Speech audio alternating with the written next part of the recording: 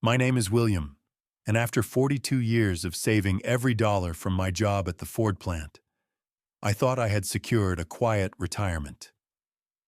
But one morning, I stood at the ATM staring at the words that made my knees buckle: insufficient funds. My daughter had stolen everything and vanished with a wanted criminal, leaving me with nothing but $40 in my pocket and a 15-year-old grandson to protect.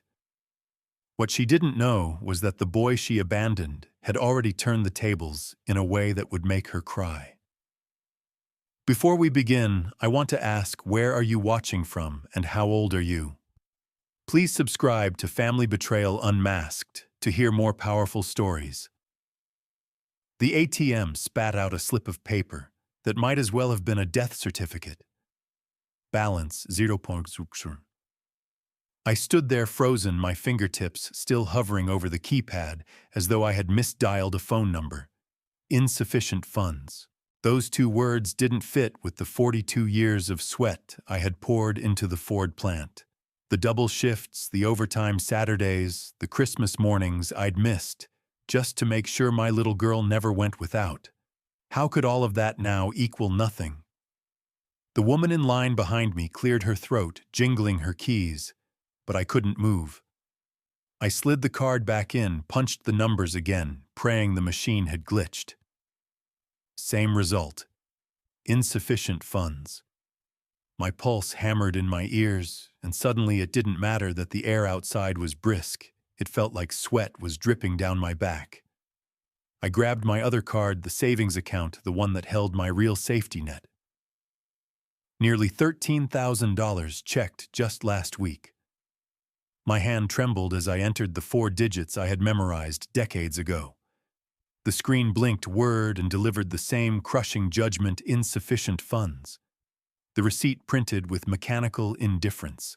My balance was 0, and the last withdrawal had been at 9:23 that morning. Every penny gone. I staggered inside the bank, my legs stiff as fence posts, and found myself face to face with Janet Morrison, the teller who'd handled my deposits for 15 years. "Afternoon, Mr. Williamson," she said, smiling warmly at first. I slid both cards onto the counter and tried to steady my voice. "Something's wrong, Janet. The ATM says I have nothing, but that's impossible." Her fingers danced across the keyboard, the rhythm I had come to trust over countless transactions. But her face drained of color. The smile disappeared. "I see a withdrawal this morning, sir. At 9:23, the full balance checking and savings. It was processed by Vera Hayes." My heart dropped through the floor. Vera, my daughter. The girl I had raised alone after her mother left, the one I had walked down the aisle with pride, the one who called me the best daddy in the world. She had taken everything.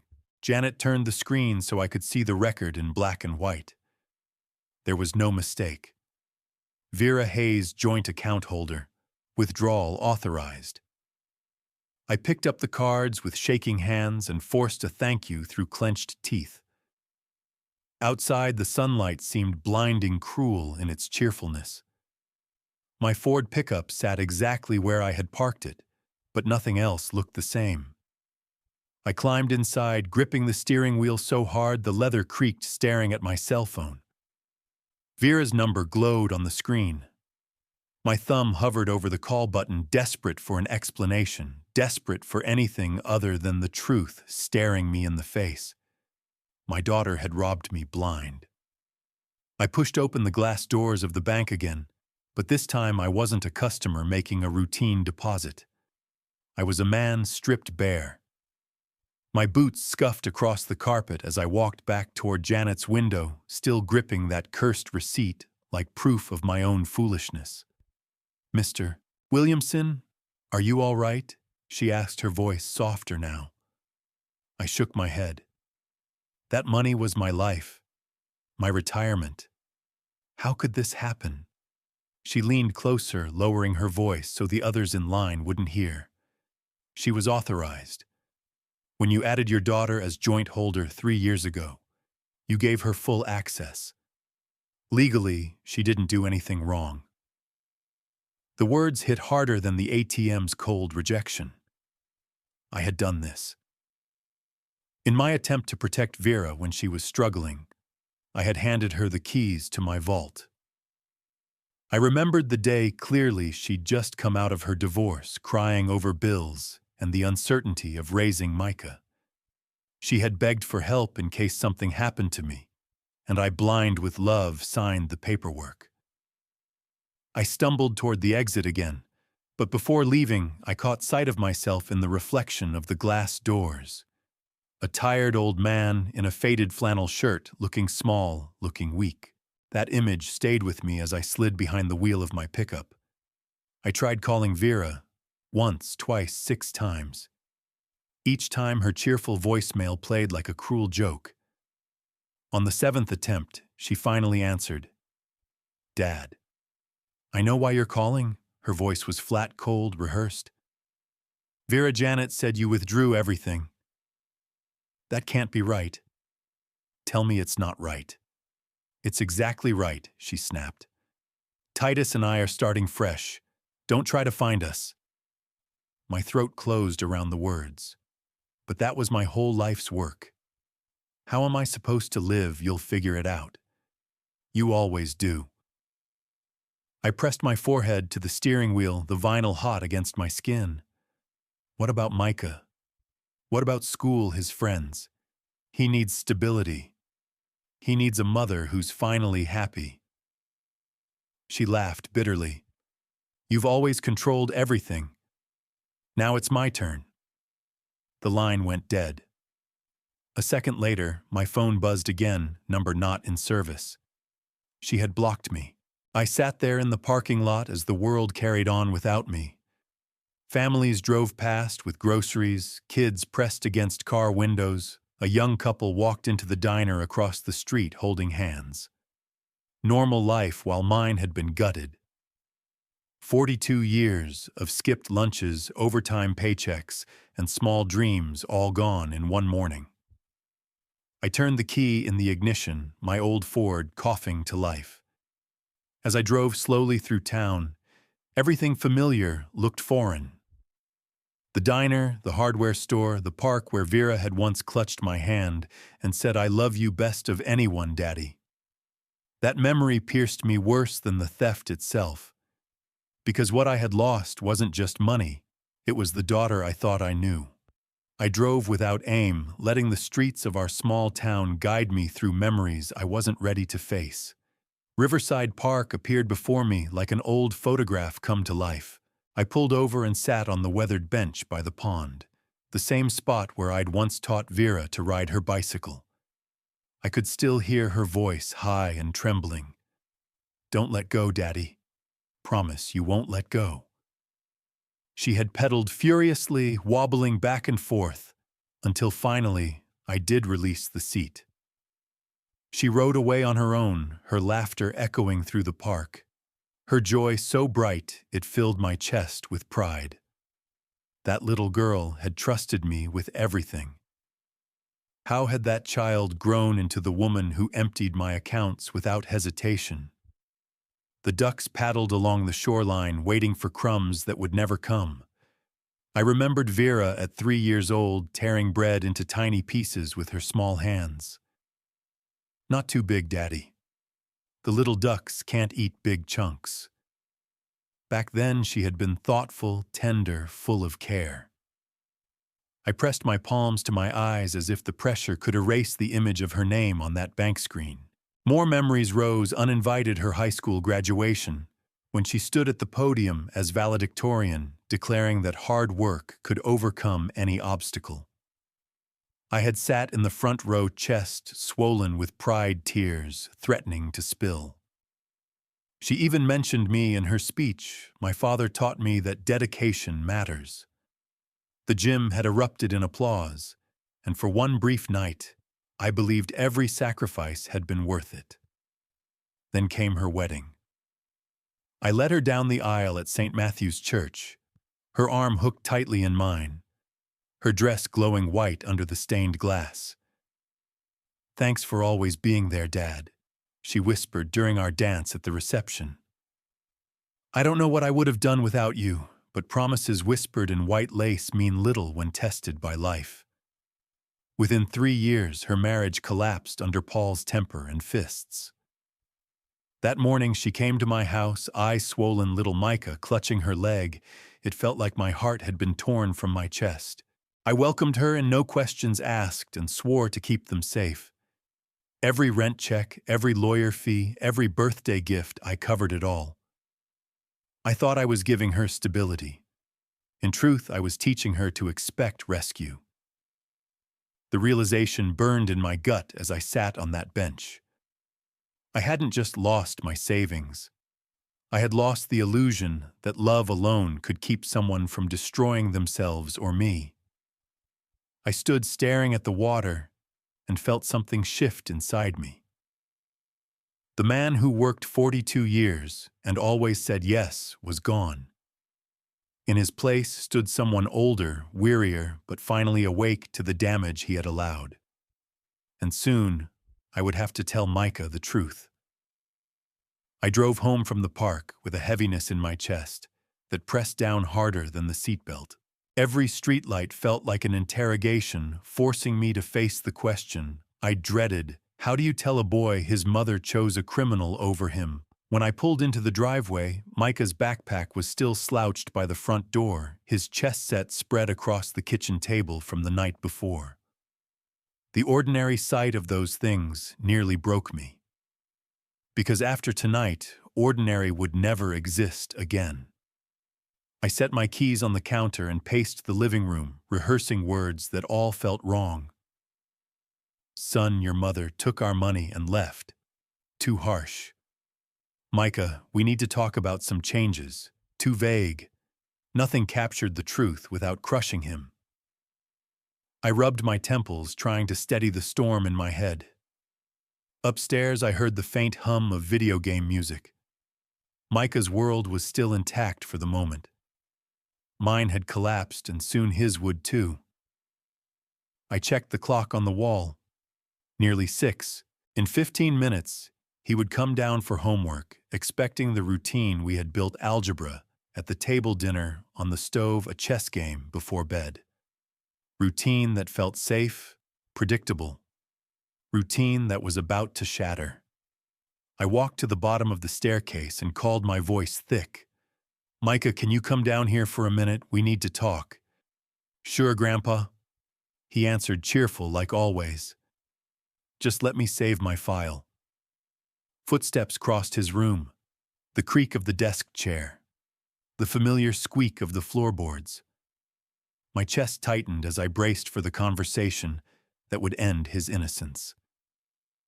He appeared at the top of the stairs, tall for 15, his face still carrying the softness of youth, but framed with an intelligence that often startled me. As he descended, I tried to summon my prepared words, but they caught in my throat. Micah walked straight into the living room, sat beside me on the couch, and looked me dead in the eye. There was no confusion, no fear, just calm resolve. I reached for his hand. Son, I need to tell you something important about your mother. He squeezed my fingers gently, almost as if comforting me. Grandpa, I already know. The air left my lungs. You what? I heard them planning it. Monday night. Mom and Titus. They didn't know I was awake. His voice was steady, almost too steady for someone his age. They talked about the bank, about leaving, about how you wouldn't stop them. I knew what was coming. I stared at him, the boy I had raised, the boy I thought I needed to protect from this truth. But here he was, already carrying it, already preparing for what I hadn't had the strength to face. I sat there stunned, my mouth half open but no words forming. My grandson, 15 years old, had already known the truth I'd been rehearsing all afternoon to break gently. When did you hear this? I finally managed. Monday night, Micah said. I got up for water. Their door was cracked. They were talking about accounts, PIN numbers, how they'd be gone by Tuesday. I wrote everything down. He reached for his backpack and pulled out a manila folder. My pulse quickened as he spread its contents across the coffee table. At the top was a grainy black and white mug shot of Titus Wanted stamped across the page. "I printed this at school," he explained, tapping the date. "Titus robbed Murphy's corner store last week. He's already on the run. There's even a reward out." I stared at the image of the man who had sat at my dinner table, smiled across from me, and asked pointed questions about my pension and the deed to my house. It felt like a fist tightening in my gut. Micah continued flipping to a page of neat handwriting in his careful script. I searched every record I could find. "He's been arrested for robbery, fraud, and assault. He's dangerous, Grandpa. But I also heard Mom say the address of the apartment they were running to 2847 Lane Avenue in Columbus. I checked it on Google Street View. It's real." I could only blink at him. You did all this?" He nodded with a seriousness far beyond his years. "I knew if I told you right away, you'd try to talk Mom out of it. You always try to fix things for her even when she doesn't deserve it. I couldn't risk her taking more from you." The sting of his words cut deeper than I wanted to admit. Because he was right. I had always been her safety net even when it cost me everything. Micah pulled out one final paper, a note with a number scrawled across it. "I called the police tip hotline this morning. I gave them the address, the car description, everything. They have it on record. If they move fast, Titus is finished." For a moment, I just sat back against the couch cushions, overwhelmed. The boy I thought I needed to protect had been protecting me all along. He'd acted with more clarity and courage than I had managed in my 60-plus years. Micah. My throat tightened as I reached over and gripped his shoulder. "You're braver than any man I know." He shrugged lightly, but his eyes glistened. "You've spent 15 years taking care of me, Grandpa. It was time I took care of you." I pulled him into my arms, hugging him fiercely, feeling the strength of his young frame pressed against me. And in that embrace, I realized something I'd missed all along while Vera had abandoned me. This boy had become my true family. The phone rang, then its shrill tone cutting through the quiet. Micah and I locked eyes. We both knew who it was. The phone rang again, its shrill tone slicing through the stillness of our living room. For a moment, I just stared at it, my hand hovering above the receiver. Micah sat beside me, his young face calm but alert, as if bracing himself for impact. I picked it up, the cord pulling tight as I lifted the heavy receiver to my ear. "Hello." Her voice exploded through the line so loud that Micah could hear every word from across the room. "Dad, how could you betray me like this? Titus is in jail. The police knew everything, our address, the car, everything. You called them, didn't you?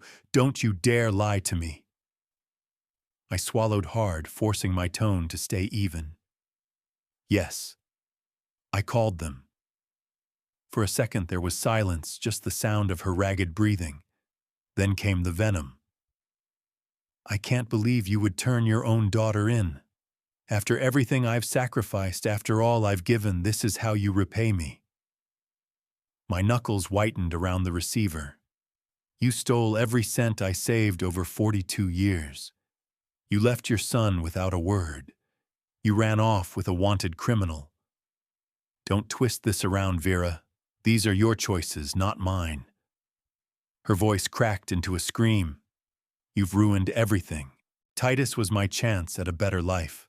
A real life, and you destroyed it. You couldn't just let me be happy, could you? You had to meddle." I closed my eyes, her words cutting sharper than any knife, because beneath all that rage was the daughter I once carried on my shoulders through county fairs, the girl who once whispered, "I love you best of anyone, Daddy." But now all I heard was blame, bitterness, and entitlement. "Vera," I said, steadying my voice, "you left me no choice. That money was my future. my security. You ripped it away without a second thought. You'll regret this, she shrieked.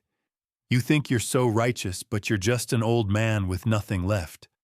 I'll make you pay for this. Micah moved closer, his hand resting lightly on my arm. The silent gesture gave me strength.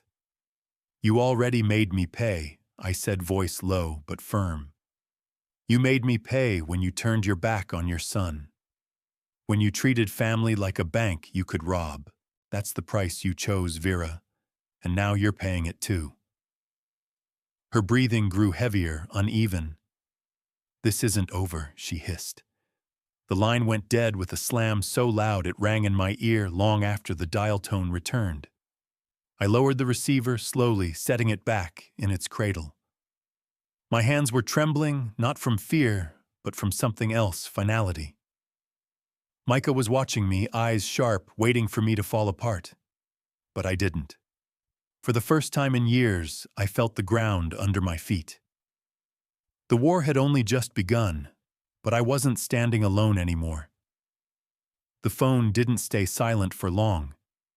It rang again less than 10 minutes later, its shrill cry echoing through the house like a siren I couldn't escape.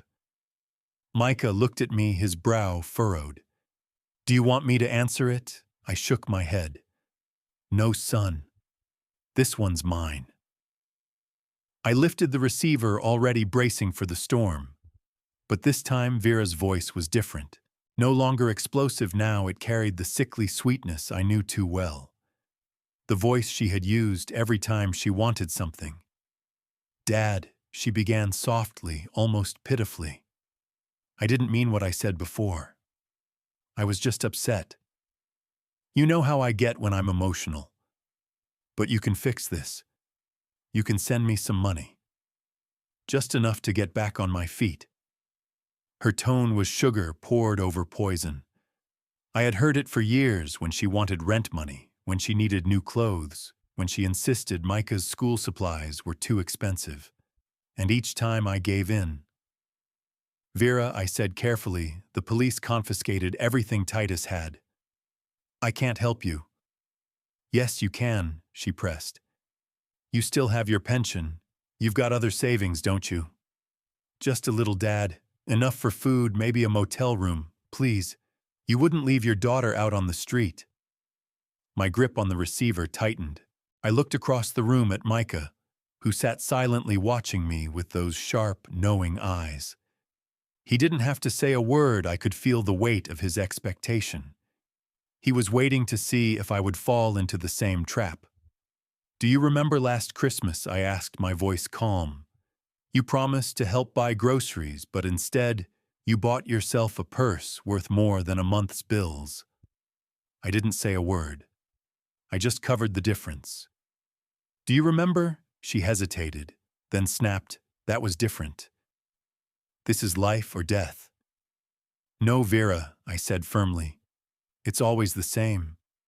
You spend recklessly, you blame everyone else, and you come to me to fix it. That pattern ends tonight. Her voice cracked, the sweetness melting into desperation. Please, Dad, don't do this. I've got nowhere to go, nothing to eat. You'd really let me starve.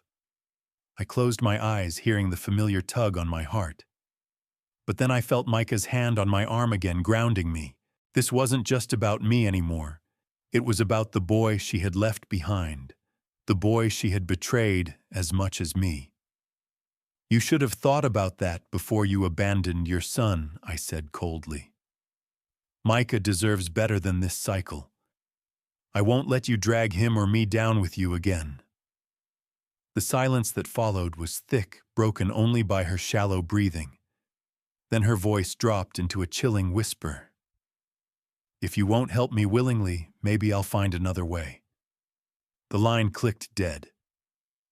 I lowered the phone, my hand trembling. For years I'd lived in fear of losing her love. But tonight I realized fear was her greatest weapon, and I had just taken it away. The phone rang again the next morning before the sun had even climbed over the maples in my yard. I sat at the kitchen table with a mug of black coffee cooling in my hands, Micah still asleep upstairs. For a long minute I stared at the phone, weighing whether to let it ring, but I knew who it was, and I knew I had to answer. I lifted the receiver slowly. "Hello."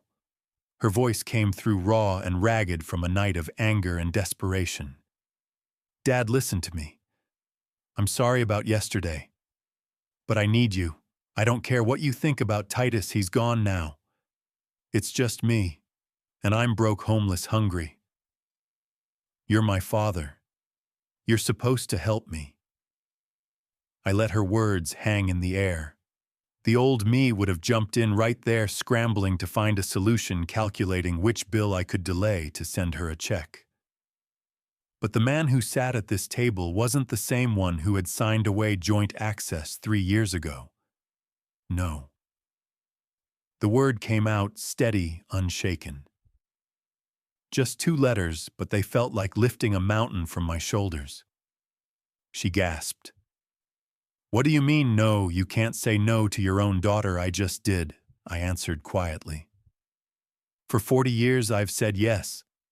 I said yes when you needed rent. I said yes when you needed a lawyer. I said yes when Paul left you bruised and broken on my doorstep. I even said yes when you asked me to put your name on my accounts. And you took that yes and drained me dry. No more." Her voice rose to a shriek. "You'd let me rot. You'd rather see your daughter starve than send a little money. What kind of father does that?" I closed my eyes, my hand gripping the phone tighter. The kind of father who's finally protecting his grandson. The kind of man who's tired of being your safety net while you tear holes in mine. This isn't about money anymore, Vera. It's about choices. And you made yours. She went silent except for the sound of her breathing, shallow, furious. "You'll regret this," she hissed. "When I'm gone, when you never hear from me again, it'll be on you." I almost laughed, though there was no humor in it. That's the thing about regret, Vera. I already lived with it. Regret for raising you to believe love meant unlimited rescue. Regret for teaching you there were never consequences. But this, I drew a deep breath. This is not regret. This is survival. Mine and Micah's. There was a long pause. Then softer but no less bitter, she muttered, "You think you've won, but this isn't over." The line clicked dead. I set the phone down and stared at it for a long moment, my hands strangely steady. Upstairs, I heard Micah stirring the familiar creak of his floorboards. Soon he would come down expecting breakfast, maybe asking about the call. And I would tell him the truth, that for the first time in my life, I told his mother no, and I meant it. Micah shuffled into the kitchen a few minutes later, hair still mussed from sleep, carrying the faint grogginess of a boy who'd stayed up too late with his books. He stopped short when he saw me sitting at the table, the phone still resting where I'd left it, my hand beside it like I'd just placed down a weapon. "Was that Mom again?" he asked quietly. I nodded, "Yes." He hesitated, then sat across from me, his eyes searching mine for cracks. What did she want this time? "The same thing she's always wanted," I admitted. "Money, rescue, a way out of the mess she made." Micah's jaw tightened, his hands curling into fists on the table. "And what did you say?" I took a long sip of coffee before answering, letting the silence stretch. I told her no. For a second he looked stunned. Then something else settled in his expression, relief. "You really did, yes, son. For the first time in my life, I told your mother no. And I meant it." He leaned back in his chair, exhaling a breath that sounded like it had been trapped inside him for years. "About time," he muttered, shaking his head. The words stung a little, but only because they were true. I had always been the safety net, the soft landing, the man who cleaned up the mess. But in that moment, watching Micah sit taller, freer, I realized how much my weakness had weighed on him too. I should have done it sooner, I admitted. I thought I was protecting her, protecting the family, but all I did was enable her. I let her think there would never be consequences. Micah's eyes softened. You were just trying to help. That's who you are, Grandpa, but I'm glad you finally chose us instead. Us, I asked. He nodded firmly. You and me, we're the family now. She made her choice, but you. He pointed at me, his voice stronger. Now you chose me. The words hit me with a force I couldn't hide. My throat tightened, and I reached across the table, placing my hand over his. You're right. I did. And I'll keep choosing you. Every time. For the first time since this nightmare began, the kitchen felt warm again. Not because the coffee maker gurgled or the sun streamed through the window, but because the boy across from me no longer looked weighed down by fear. He looked secure. He looked loved. I stood and started pulling eggs from the fridge, the familiar rhythm of cracking shells into the skillet calming my nerves. Micah opened the bread box and tossed slices into the toaster, moving easily, naturally, as though we were learning a new routine together. While the bacon sizzled and the toaster popped, I realized something. The family I thought I had been trying to preserve was gone, but what remained was smaller, stronger, and more real. And no matter what Vera tried next, nothing could take that from us. The phone rang again that evening, just as Micah and I were cleaning up the dinner dishes. I felt my chest tighten, though by now I knew the pattern: rage, manipulation, then desperation. I wiped my hands on a towel and picked it up, nodding to Micah to stay close. Her voice slithered through the line, quieter this time, controlled, which somehow felt more dangerous. Dad, you can't just abandon me like this. I'm your daughter. You owe me. I leaned against the counter, the receiver pressed firmly to my ear. I don't owe you a thing, Vera. Not anymore. You think you've won, she said, her tone sharp. You think handing me over to the police solved anything. It didn't. I'll come back. You'll see me again, and when I do, you'll wish you'd helped me. I kept my voice steady. If you come back, it won't be to steal from me again. It'll be to face what you've done. Until then, the door stays closed. You don't mean that, she hissed. You've always caved before. You'll cave again. You're weak. You love me too much to let me go. For decades, she had been right. I had caved again and again. But now I looked across the kitchen to where Micah stood drying the plates with quiet strength. His presence reminded me of the truth. I wasn't weak anymore. I wasn't alone. No, Vera, I said firmly. I love you, but I won't enable you. You left your son, you stole from your father, and you ran with a criminal. Those are choices you made, and now you live with them. There was a pause, and then her voice dropped to a whisper, colder than before. This isn't over. The line went dead. I stood for a moment in the silence that followed the receiver, heavy in my hand. Micah set the plate down and looked at me.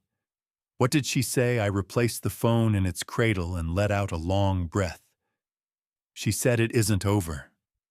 Micah frowned, then squared his shoulders. Then we'll be ready. His words hit me harder than Vera's threat. My grandson, 15 years old, was already prepared to stand with me against his own mother. I wished he didn't have to carry that burden, but I also felt a pride I couldn't deny. He wasn't just surviving this storm. He was standing tall in it. I rested a hand on his shoulder. Whatever she tries, son, we'll face it together. She's lost her power over me. Over us. The kitchen grew quiet again, only the hum of the refrigerator filling the air. And in that quiet, I realized Vera's words weren't a promise of victory. They were an admission of defeat. She had to warn me it wasn't over because deep down she knew for the first time it really was. The days that followed her last call were eerily calm. Too calm. Micah and I settled into our routines, school homework dinners, and late-night chess games.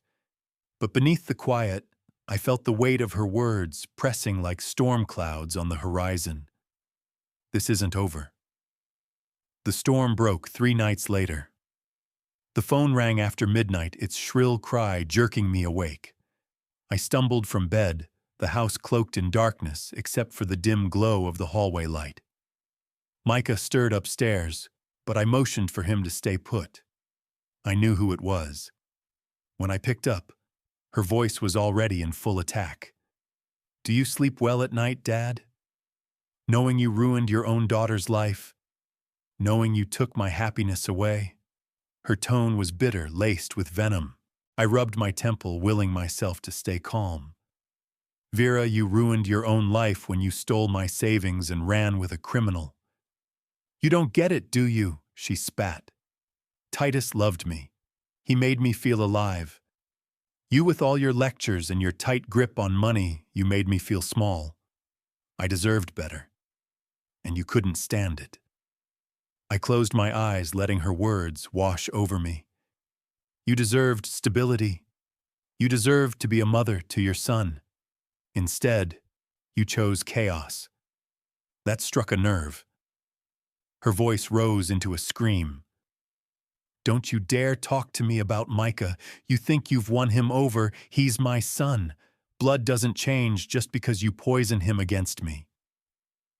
I felt my jaw tighten. "You abandoned him, Vera. You left him without even saying goodbye." For a moment, the line went silent, and I thought she had hung up.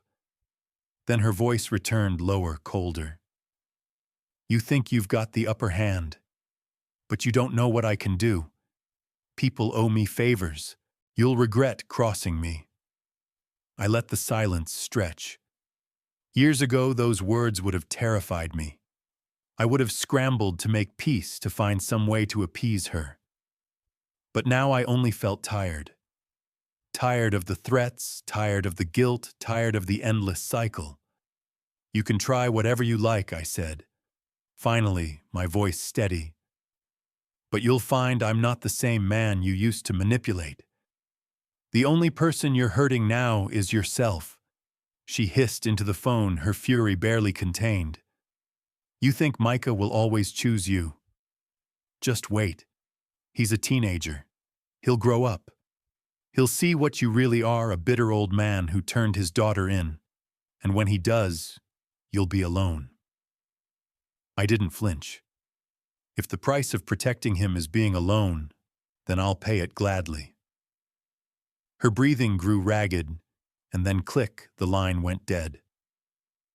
I set the phone down, my hands steady. Upstairs, I heard the soft creak of Micah's door opening. He'd heard every word. "Grandpa."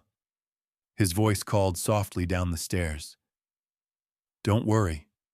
She can't scare us anymore." And for the first time in my life, I believed it.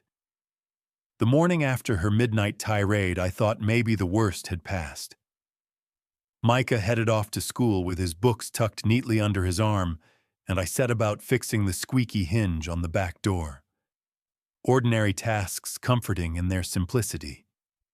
But ordinary never lasted long with Vera. By afternoon, the whispers began. Tom Rodriguez, my neighbor and a retired police officer, dropped by with his usual easy smile. Only this time his expression carried a hint of caution. "Bill," he said, rubbing the back of his neck. "I don't want to pry, but your daughter's been talking. Says you threw her out, left her with nothing. Folks at the diner were repeating it this morning." I felt the heat rise in my chest, not at Tom, but at the cruelty of her tactics. Vera wasn't satisfied with draining me dry. Now she wanted to poison the well of my reputation. "She left on her own," I answered firmly.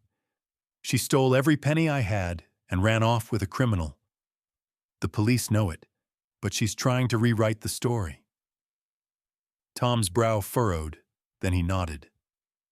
"I figured as much. I told the boys down there not to buy it. Still, she's loud enough, someone's bound to listen." After he left, I sat on the porch steps watching cars roll past on Main Street, the gossip likely spreading from porch to porch like wildfire. And sure enough, the calls began. First was Linda from church. Bill Honey Vera came by and said you locked her out. She was crying, said you left her penniless. Is it true? I steadied my voice. No, Linda. She drained my accounts. She's trying to make me look like the villain. Then came Carl, an old co-worker from the Ford plant. Your daughter stopped me at the gas station, told me you called the cops on her, said you'd rather see her in jail than help. I couldn't believe it, but she sounded convincing. Each call was a dagger, not because I doubted myself, but because I knew Vera understood exactly where to strike. My pride, my reputation, the quiet respect I'd built over decades of honest work and steady living. She couldn't steal my money anymore, so she aimed for my name. When Micah came home, I told him what had happened. He set his backpack down with a thud. She's trying to turn people against you because she knows she already lost me. That's all this is. His words were sharp, clear-eyed. Still, I felt the weight of small-town judgment pressing on me. Older men at the VFW hall would whisper. Families at church would wonder. Vera's poison would stain everything if I didn't find a way to fight back. I looked at Micah, his jaw set like a soldier's. She thinks shame will break me, I said slowly. But shame only works if I hide. Maybe it's time I stop hiding. The idea hung heavy in the air like the first crack of thunder before a storm. I should have known Vera wouldn't stop at gossip. That was just her opening salvo. A week later, I got a letter in the mail with the state seal stamped on the envelope. My stomach tightened before I even opened it.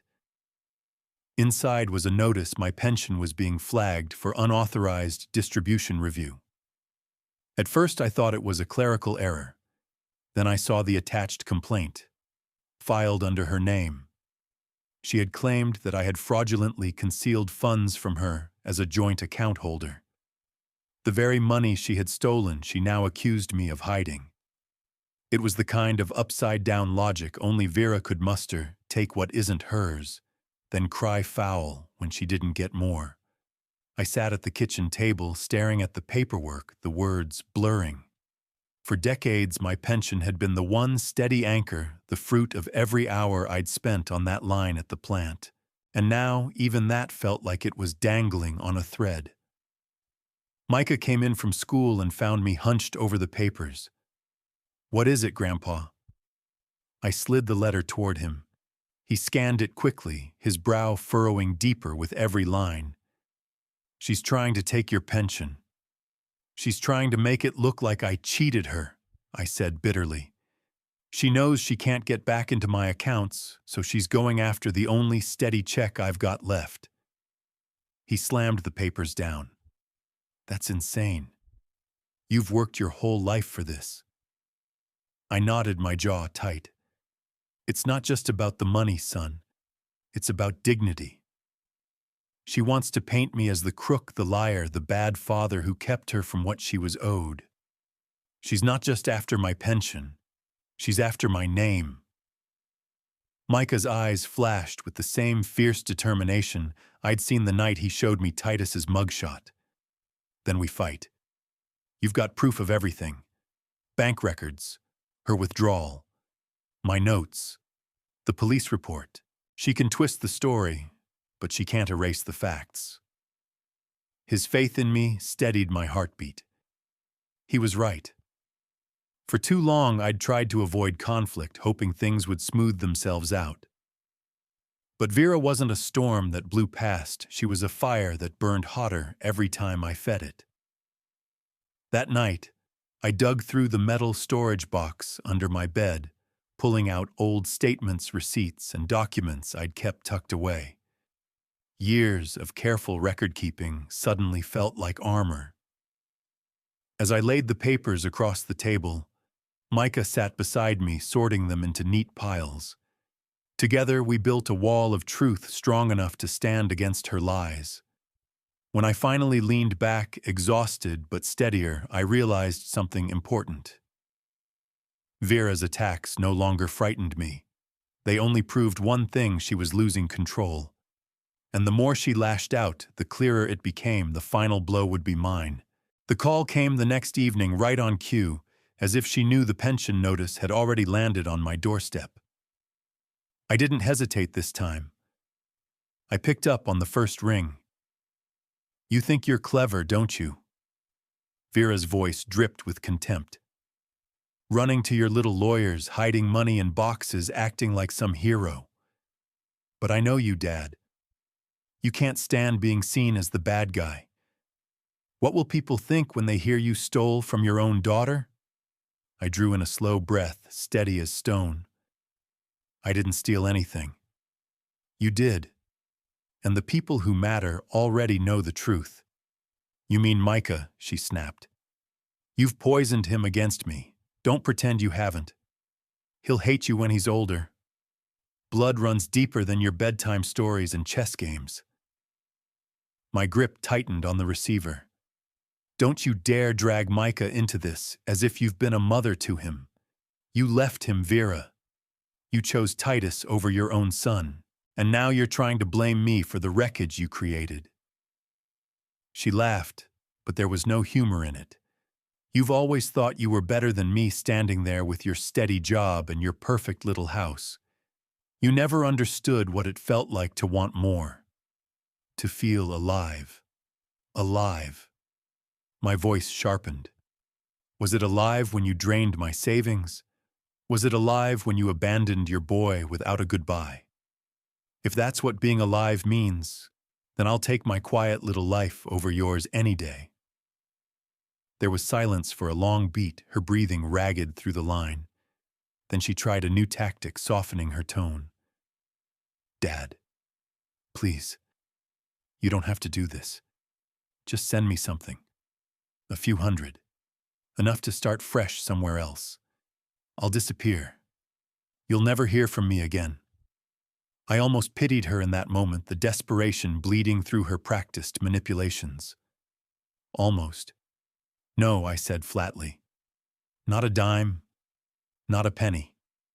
You took everything once. You won't get another chance." Her voice cracked into fury again. "You'll regret this.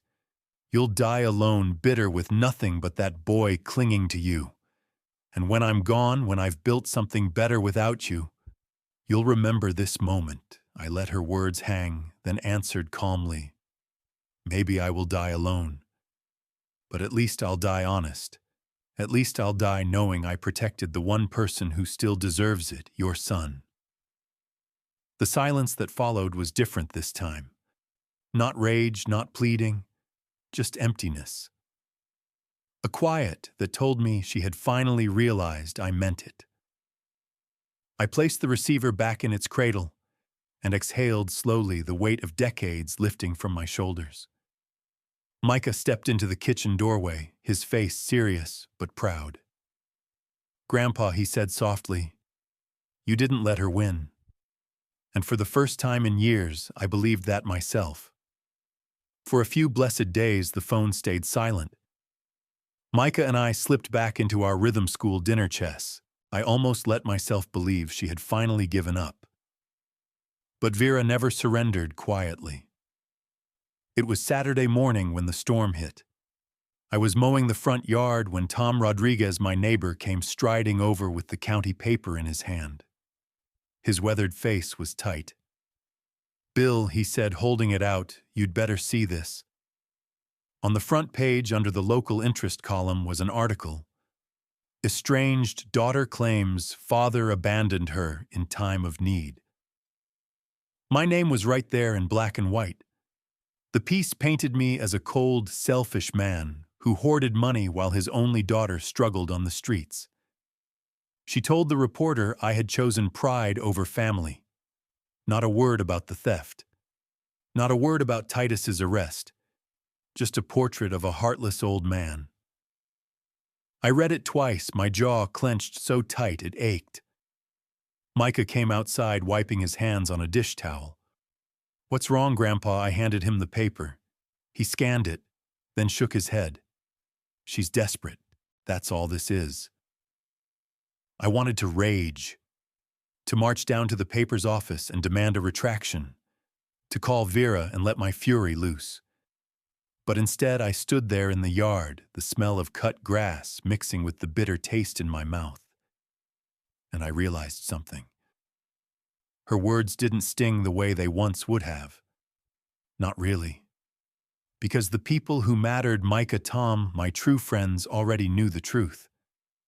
And those who believed her, they weren't the ones living under my roof, breaking bread at my table, carrying my name forward with dignity.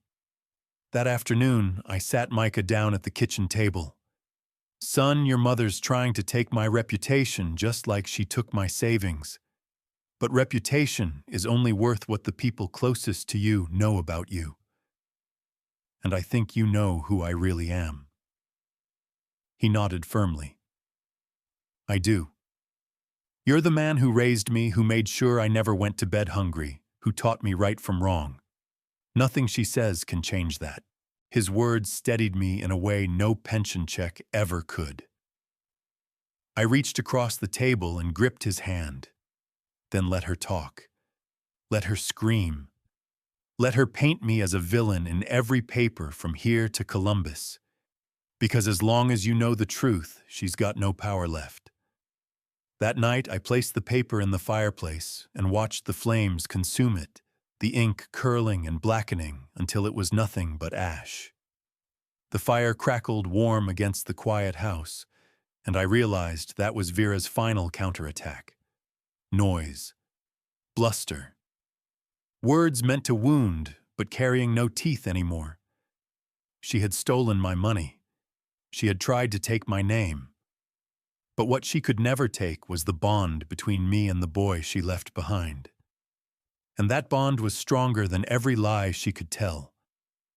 2 quiet months rolled by, the kind that felt like stolen gifts. Micah finished his school year with grades that made me prouder than any paycheck I'd ever earned. We built small routines, grocery runs on Tuesdays, yard work on Saturdays, chess on Thursday nights. It wasn't glamorous, but it was steady, and after the chaos Vera left behind, steady felt like grace. Then, one June afternoon, the knock came. Hard, insistent 3 raps that rattled the front door like a debt collector. Micah was at the kitchen table with his summer reading, but his head snapped up at the sound. My stomach tightened before I even stood. Somehow, I already knew. I pulled the curtain back just enough to see. There she was. Vera. She looked thinner, her hair limp, her clothes wrinkled as if they'd been slept in more than worn. At her feet sat a single duffel bag small enough to carry everything she owned. My daughter, who had once strutted around in designer boots and leather handbags, now stood on my porch, with nothing but a bag that sagged with exhaustion. "Dad," she called, her voice muffled through the door. "I know you're in there. Please open the door." Micah appeared beside me, quiet but steady. He didn't say anything, but his eyes asked the question, "What are we going to do?" I rested my hand on the deadbolt I had installed after her last call. Such a small thing, but it represented the change inside me. The old me would have flung the door open, relief rushing in with tears and apologies. But I wasn't that man anymore. I had learned the hard way that love without boundaries isn't love at all, it's permission. I opened the door just a crack enough to face her, but not enough for her to push past me. She tried a smile, but it faltered under the weight of her own weariness. "Hi, Dad." Her eyes flicked past me, finding Micah. "Hi, sweetheart." Micah didn't move closer. He stayed rooted by my side, his silence louder than any words. I studied her for a long moment.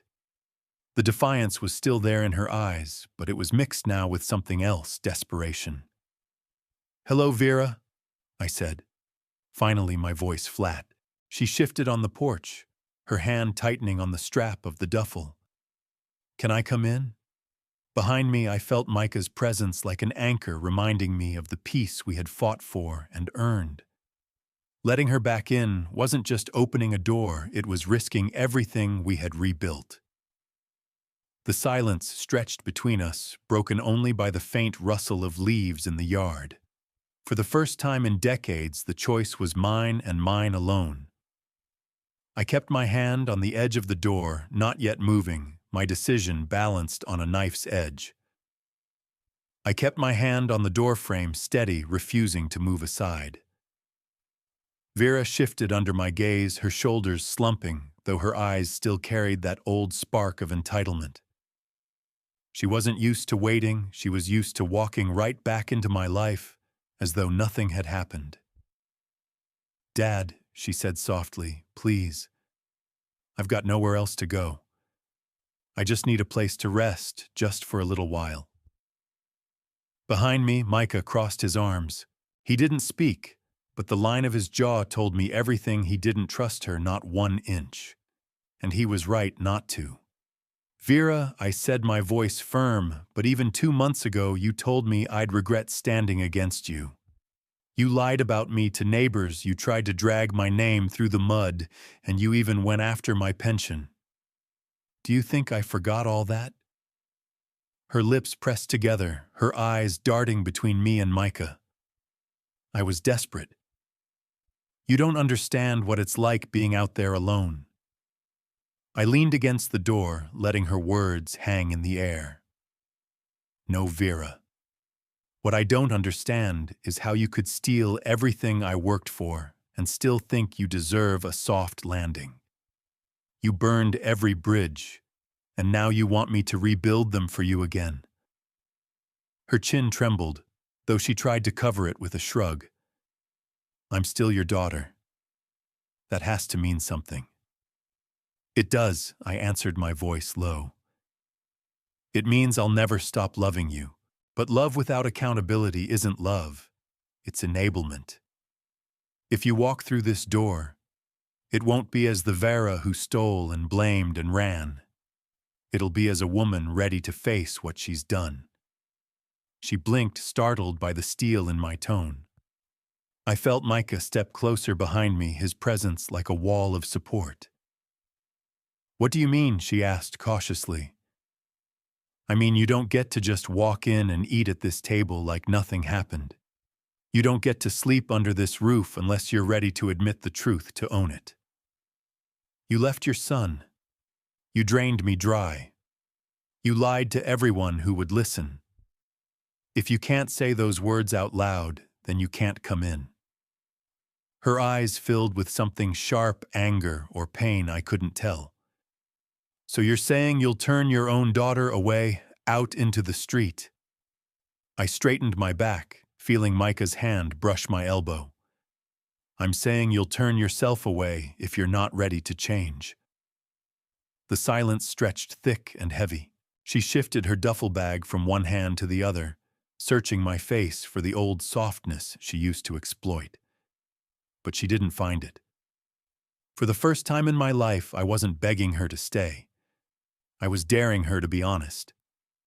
Vera's fingers clenched tighter on the strap of her duffel, her knuckles pale. She tilted her head, her voice dipping into that tone I knew too well, half pleading, half manipulative. "Dad, you're making this harder than it has to be. Just let me in. We don't need to rehash the past right now. I'll help out, I'll keep to myself. I just need a roof." I stood firm, the wood of the door pressing into my shoulder. "The past isn't something we can skip over, Vera.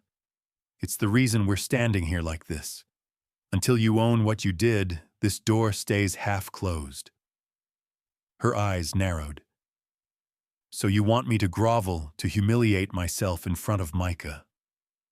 At the sound of his name, Micah stepped forward. His voice calm but steady cut through the tension. "You don't need to humiliate yourself, Mom. You just need to tell the truth." Vera's eyes darted to him, and for a moment I saw her mask slip. The pride, the anger it faltered when confronted by her own son. "Micah," she whispered, almost tender. Sweetheart, I know you're angry, but everything I did was for us. I wanted a better life for you. Micah shook his head. No. You wanted a better life for yourself. If you cared about me, you wouldn't have dragged Titus into our home. You wouldn't have left me without even saying goodbye. You didn't choose me. You chose him. Her face hardened again, but the tremor in her lip betrayed her. You don't understand. I understand enough, Micah interrupted, his voice sharper now. I understand that Grandpa has been the one raising me, feeding me, showing up at every chess match, every science fair. You had chances, Mom. You had years of chances, and you wasted them. His words hung in the air, heavier than anything I could have said. I saw her flinch, as though the truth carried more sting coming from the boy she had left behind. I laid a hand gently on Micah's shoulder. That's the reality, Vera. This house is no longer a place where excuses get you a free pass. It's a place built on truth and responsibility. If you can't bring those inside with you, then you can't come in at all. Her nostrils flared, her eyes bright with unshed tears. You'd both rather slam the door in my face than help me when I need it most. Micah's answer came before I could speak. We'd rather protect the peace we finally have, and we won't trade that for more lies. For the first time in years, I felt us standing as a team, not me shielding Micah from her, but the two of us standing shoulder to shoulder, united in what mattered most. Vera shifted her weight, torn between defiance and despair. She glanced from me to Micah, her duffel sagging at her side, and for the first time she looked like the one left out in the cold. The silence on the porch felt like it stretched for miles. Vera's eyes flicked between me and Micah, searching for weakness, for even the smallest crack she could slip through. But she found none. Not anymore. I straightened my back, planting my hand firmly against the doorframe. If you want to come inside this house again, there are conditions, and you will follow them to the letter. Her brows shot up, her lips curling with disbelief. Conditions. Since when do children put rules on their parents? I held her gaze. Since the day you stopped acting like a parent and started acting like a thief. You forfeited that role when you stole from me and abandoned your boy. If you want to be part of this family again, you start by admitting what you did. She shifted uncomfortably, her grip tightening on the strap of her duffel. You want me to stand here and say I'm a thief in front of my own son? Micah stepped closer, his voice calm but steady. We already know the truth, Mom. Saying it out loud doesn't make you smaller, it makes you honest. And honesty's the only way you'll ever be part of this house again. Her eyes darted to him, then back to me. And if I refuse, then you walk away, I said flatly. You walk away with that bag, and you find somewhere else to sleep. But you don't come back until you're ready to be accountable. No more excuses. No more blaming me or anyone else. Just the truth. Her jaw worked, her face caught between defiance and desperation. I could see the old habits rising, the urge to argue, to twist my words, to make me feel guilty. But Micah's steady presence at my side made it clear those tricks no longer had power here. You really mean it, she said slowly, her voice trembling. For the first time in 40 years, yes. I mean it. The porch fell silent again, only the cicadas buzzing in the summer air. Vera glanced at the crack of the open door, at the warm light spilling from the kitchen, where she used to sit as a girl doing homework, where she once told me I was the best daddy in the world. Her shoulders sagged under the weight of the distance between who she was then and who she had become. I don't know if I can do that, she whispered. Then you're not ready to come in, I replied, my hand still steady on the door. And until you are, this house stays closed to you. Micah's hand brushed mine lightly, as though reminding me that I wasn't just closing the door on her, I was holding it open for him. And in that moment, I knew exactly where my loyalty belonged. The porch light flickered against Vera's face, casting shadows that made her look older than her years. She stared at the threshold as though it were a canyon she couldn't cross. For a long while, none of us spoke. Then she broke the silence with a voice so quiet, it almost cracked. "Dad." "Can I come in?" 3 simple words. Heavy as lead. My chest tightened, memories colliding all at once, her laughter as a little girl feeding ducks in the park, her trembling hand clutching mine at her wedding, her tear-stained face on my porch after Paul struck her. But layered over all of it were newer memories, her name on that bank screen, her mocking laugh as she blocked my number, her threats and lies whispered through the phone. Micah shifted beside me close enough that I could feel his warmth. His eyes never left mine. He didn't speak, but he didn't need to. The choice was mine and mine alone. I looked back at Vera, her duffel bag sagging at her side. Her eyes wide with something I hadn't seen in years, fear. Not anger, not defiance, but raw fear. The kind that comes when the old tricks stop working and the world refuses to bend anymore. "You can come in," I said slowly, "but only if you're ready to say the words. Out loud. To me and to your son, that you stole from us, that you lied, that you abandoned him. If you can't say those things, then you're not walking into this house tonight." Her lips trembled, but she said nothing. Seconds stretched into minutes. I could see the battle raging inside her, pride against desperation, denial against the faint chance of redemption. Finally, she shook her head, her eyes filling with tears that spilled down her cheeks. I can't." My hand pressed harder against the doorframe, steadying myself against the ache in my chest. "Then you're not ready." Her tears turned to anger. "You'd slam the door on your own daughter after everything I've been through, after everything I've given up. You slammed the door first," I said firmly. "The night you drained my savings. The night you left your son behind without a goodbye. I'm not slamming it now, I'm just not reopening it until you're ready to come in as someone different." Micah's voice, quiet but certain, broke the air. "Mom, I hope you figure it out. I really do. But we're not living like that anymore." Vera's shoulders sagged. She gripped her duffel, turned, and walked down the steps into the night. I watched until her figure disappeared into the dark. My hand shook as I closed the door, but when the lock clicked into place, I felt something I hadn't in years, Moose. I turned to Micah. He looked at me, his eyes steady, and for the first time I felt no doubt about the choice I had made. We had chosen survival. We had chosen truth. And we had chosen each other. When I closed that door on Vera, it felt like I was closing 40 years of history, of rescues and excuses, of saying yes when I should have said no. It wasn't easy.